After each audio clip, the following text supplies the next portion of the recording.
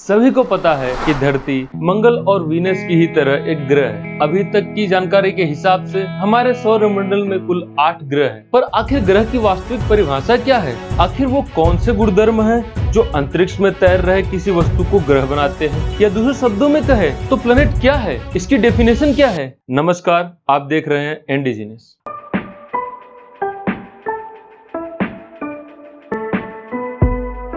Planet शब्द Greek भाषा के शब्द प्लेनेटेस से लिया गया है, जिसका अर्थ है वंडरर या भटकने वाला। शुरुआत में इस शब्द का उपयोग चमकने वाली उन चीजों के लिए होता था जो रात के आसमान में चलती हुई नजर आती थी। जैसे जैसे ब्रह्मांड के प्रति हमारी समझ में इजाफा हुआ, इस शब्द को और बेहतर परिभाषित करने की आवश्यकता पड़ी। इस बहुत ही साधारण से नजर आने वाले प्रश्न का कोई आसान सा उत्तर नहीं है। प्लूटो और सीरियस भी एक जमाने में प्लैनेट्स माने जाते थे, पर नई डिस्कवरीज के बाद यह डिबेट शुरू हुआ कि इन्हें और इनके जैसे दूसरे ऑब्जेक्ट्स को किस तरह डिस्क्राइब करें, जो डिबेट आज तक चल रहा है। जैसे जैसे हमारे ब्रह्मांड की समझ और बढ़ेगी, यह डिस्कशन और डिबेट आगे भी चलता रहेगा। प्लैनेट शब्द को परिभाषित करना बहुत आवश्यक है, क्योंकि इन परिभाषाओं से ही हमें सौरमंडल अर्थात हमारे सोलर सिस्टम के जन्म, बनावट और विकास की झलक मिलती है। वक्त के साथ हम जिन चीजों को प्लैनेट्स कहते हैं, इसमें काफी बदलाव आया है। प्राचीन काल में मरकरी, वीनस, मार्स, जुपिटर और सैटर्न के साथ साथ चांद और सूर्य को भी ग्रह माना जाता था, पर धरती को प्लैनेट नहीं माना जाता था। धरती को एक ऐसा केंद्रीय ऑब्जेक्ट माना जाता था जिसका चक्कर ब्रह्मांड की सभी आकाशीय पिंड या सेलेस्टियल बॉडीज लगाती थी। तीसरी सदी ईसा पूर्व में ग्रीस के सेमोस में रहने वाले गणितज्ञ आर्टिस्कस ने ऐसा पहला मॉडल दिया जिसमें ब्रह्मांड के केंद्र में धरती के बजाय सूर्य को रखा गया, पर उस समय इसे ज्यादा मान्यता नहीं मिली। फिर 16वीं सदी में इस मॉडल को तब स्वीकृति मिली जब निकोलस कोपरनिकस ने इस आइडिया को फिर से जीवित किया।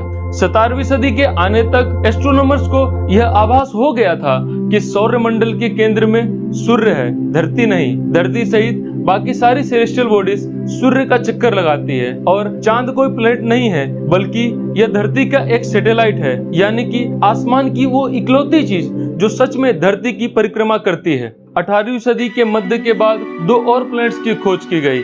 1781 में यूरेनस और 1846 में नेपच्यून। 1801 में मार्स और जुपिटर के बीच सेरेस की खोज की गई, जिसे शुरुआत में प्लैनेट माना गया। पर जैसे जैसे इस क्षेत्र में और चीजों की खोज हुई, यह एहसास हुआ कि सेरेस असल में उन ऑब्जेक्ट्स में से पहला था जिन्हें आज हम एस्ट्रॉइड्स कहते हैं। 1930 में प्लूटो की खोज की गई और इसे 9th प्लैनेट माना गया। प्लूटो मरकुरी से काफी छोटा है। असल में यह सौरमंडल के कई ग्रहों के चांदों से भी छोटा है और दूसरे प्लैनेट्स के विपरीत इसका चांद सेरोन इससे लगभग आधे आकार का है और ऐसा प्रतीत होता है कि जैसे यह प्लूटो के साथ ऑर्बिट शेयर करता है। हालांकि 1980 के दशक तक प्लूटो का यह प्लैनेट का ताज बरकरार रहा, पर 1990 के दशक में हुई नई खोजों से सब बदलना शुरू हुआ। टेलीस्कोप्स में हुए टेक्निकल एडवांसमेंट्स के कारण, दूर दराज की छोटी चीजों को डिटेक्ट करने की बड़ी क्षमता के कारण 90 के दशक तक बहुत दूर से सूर्य का चक्कर लगा रहे कई सारे बर्फीले ऑब्जेक्ट्स का पता लगा। नेपच्यून की ऑर्बिट के आगे मौजूद इस छल्ले के आकार के क्षेत्र को क्यूपर बेल्ट कहते हैं। यहाँ स्थित ऑब्जेक्ट्स को क्यूपर बेल्ट ऑब्जेक्ट्स या केबियोस कहते हैं। नेपच्यून की कक्षा के बाहर मौजूद सभी चीजों को ट्रांस नेपच्यूनियन ऑब्जेक्ट्स कहा जाता है, इसलिए इन केबियोस को ट्रांस नेपच्यूनियन ऑब्जेक्ट्स भी कह सकते हैं। 2005 में एस्ट्रोनॉमर्स ने यह अनाउंस किया कि उन्होंने लगभग प्लूटो के ही आकार का एक 10वां प्लैनेट पाया है, जिसका नाम एरिस रखा गया। ये प्लूटो के आकार का एक केबियो था। लोगों ने प्लैनेट के कॉन्सेप्ट पर पुनः विचार करना शुरू किया और यह सोचना शुरू किया कि आखिर एक प्लैनेट क्या होता है, इस नए ऑब्जेक्ट को किस ग्रुप में रखा जाए, क्या यह भी ग्रह है या कुछ और। अब इन प्रश्नों के उत्तर अपने आप में ही सिद्ध नहीं थे। अलग अलग लोगों ने इसके प्रति अलग अलग विचार प्रकट किए। वे आपस में किसी एक बात पर सहमत नहीं हो सके। इंटरनेशनल एस्ट्रोनॉमिकल यूनियन या IAU, जो कि एस्ट्रोनॉमर्स की विश्वव्यापी संस्था है, इस वार्तालाप में शामिल हुई। इन नए स्पेस ऑब्जेक्ट्स को किस ग्रुप में रखा जाए, इसका जिम्मा IAU ने अपने हाथों में लिया। सन 2006 में IAU ने एक रेजोल्यूशन पास किया जिसमें उसने प्लैनेट को डिफाइन किया और ऑब्जेक्ट्स की एक नई कैटेगरी एस्टैब्लिश की, ड्वार्फ प्लैनेट्स या बौना ग्रह। इस कैटेगरी में एरिस, सेरेस और प्लूटो को शामिल किया गया। हाल ही में खोजे गए 2 और नए ऑब्जेक्ट्स होमिया और मेके को भी इसी कैटेगरी में शामिल किया गया। क्यूपर बेल्ट में 100 और ड्वार्फ प्लैनेट्स हो सकते हैं और भी 100 इसके ठीक बाहर। IAU ने सैटेलाइट्स को छोड़कर हमारे सौरमंडल के सभी ऑब्जेक्ट्स को डिफाइन किया है। इन ऑब्जेक्ट्स को 3 कैटेगरीज में बांटा गया है, प्लैनेट्स, ड्वार्फ प्लैनेट्स और स्मॉल सोलर सिस्टम बॉडीज। आइए इनकी परिभाषा पर ध्यान दें। प्लैनेट एक ऐसी सेलेस्टियल बॉडी है जो सूर्य का चक्कर लगाती है।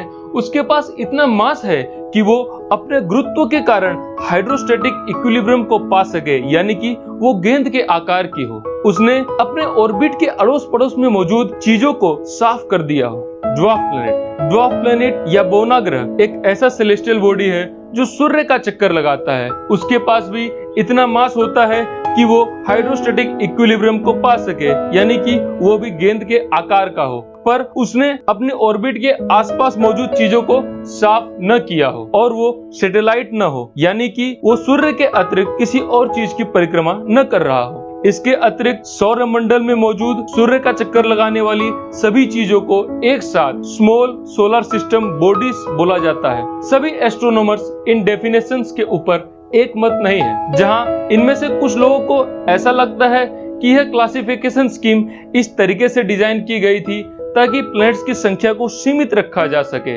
वहीं दूसरों का कहना है कि यह डेफिनेशंस इनकम्प्लीट और अनक्लियर है, खासकर सौरमंडल के बनने और विकसित होने की प्रक्रिया को समझाने के लिए। एक विचार यह भी है कि प्लैनेट्स को साधारणतः ऐसे ऑब्जेक्ट्स के रूप में डिफाइन करना चाहिए जो इतने मैसिव हो कि वो लगभग गेंदाकार हो, पर कुछ साइंटिस्ट का यह मानना है कि यह बहुत ही सिंपल डेफिनेशन इस बात को ध्यान में नहीं लेती कि आखिर उस ऑब्जेक्ट को कितना ज्यादा गोल होना चाहिए। इस परिभाषा के साथ एक और समस्या यह भी है कि बहुत दूर स्थित किसी ऑब्जेक्ट के आकार का पता लगाना बहुत ही कठिन है। कुछ एस्ट्रोनॉमर्स यह तर्क देते हैं कि प्लैनेट को उसके लोकेशन और कंपोजिशन के आधार पर डिफाइन करना चाहिए। प्लैनेट्स को कैसे डिफाइन करें, यह डिबेट अभी भी जारी है। जैसे जैसे हमारी समझ और विस्तृत व गहरी होती जाएगी, यह ब्रह्मांड हमें और ज्यादा जटिल नजर आएगा। रिसर्चर्स ने कई 100 ऐसे प्लैनेट्स खोजे हैं जो हमारे सौरमंडल से बाहर हैं, जो सूर्य के बजाय किसी और तारे का चक्कर लगाते हैं। इन्हें एक्सोप्लैनेट्स कहा जाता है। हमारी अपनी गैलेक्सी मिल्की वे में ही कई 100 अरब प्लैनेट्स हो सकते हैं और इनमें से कुछ जीवन के योग्य भी हो सकते हैं। क्या प्लैनेट्स की हमारी यह नई डेफिनेशन उनके लिए भी पर्याप्त होगी? आपको क्या लगता है? हमें कमेंट्स में जरूर बताएं। धन्यवाद। यदि आपको यह वीडियो पसंद आई हो तो अपने दोस्तों के साथ जरूर शेयर करें। इस वीडियो को लाइक करें और सब्सक्राइब करना ना भूलें। धन्यवाद। आप देखते रहिए एनडी जीनियस।